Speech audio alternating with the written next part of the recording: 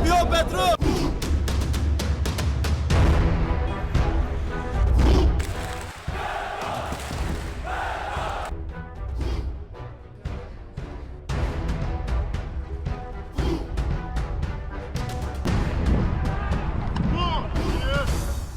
Li mala pêşenga Koma Spiya Lîga Duyemîn tîma serkeftî Batman Petrol Sporê bayê şampiyoniyetê.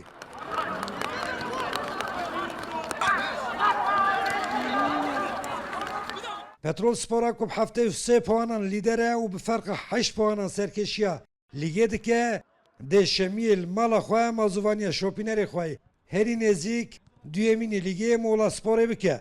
Bu iş daha bitmedi. Çok az kaldı. Ev iş hîna jî temam nîne. Em roja şemiyê li benda alîgirên xwe ne înşaallah em ê matşa xwe qazanc bikin û beşa herî mezin a şampiyonê çareser bikin. Ya güzel bir sezon geçti evet.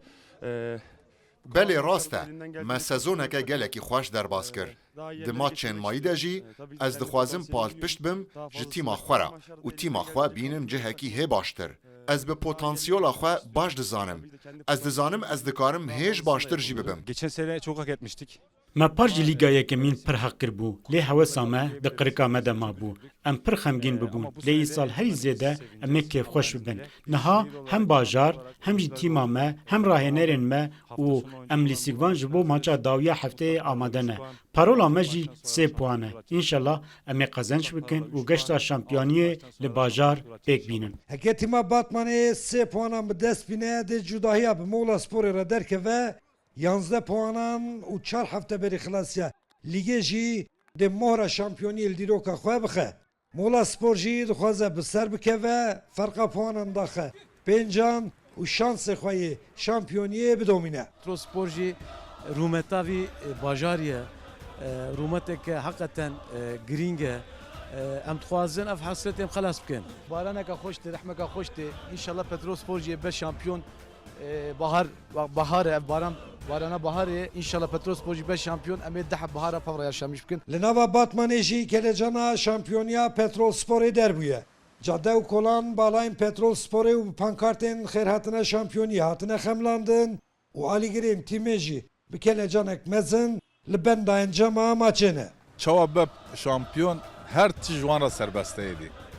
Çi bixwazem hazirin jwana yeter ki bila be şampiyon. Ez jî dixwazim ku di dunyayê de be şampiyon û ez pê îftixar dibim. Abi Petrol Spor şampiyon e. Dixwazin gore Süper Lig. Em dixwazin ere Avrupayê jî. Ula Petrol Spor vî salî kesin şampiyon e. Lideri xwevelde.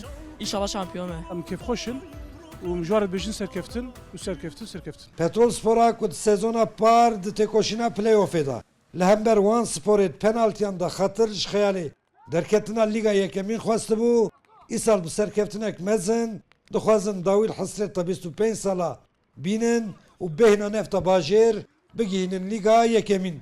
Petrol Spora ku sezonekî gelekî baş derbas kiriye roja şemiyê Muğla Sporê re li vira werin beramber hev ev basa ku niha futbolîstên Petrol Sporê têdane piştî serkeftina maça Muğla Sporê dê geşta şampiyoniyê li nav bajêr bikin ku hemû alîgirên Petrol Sporê jî li hêviya wê yekê ne.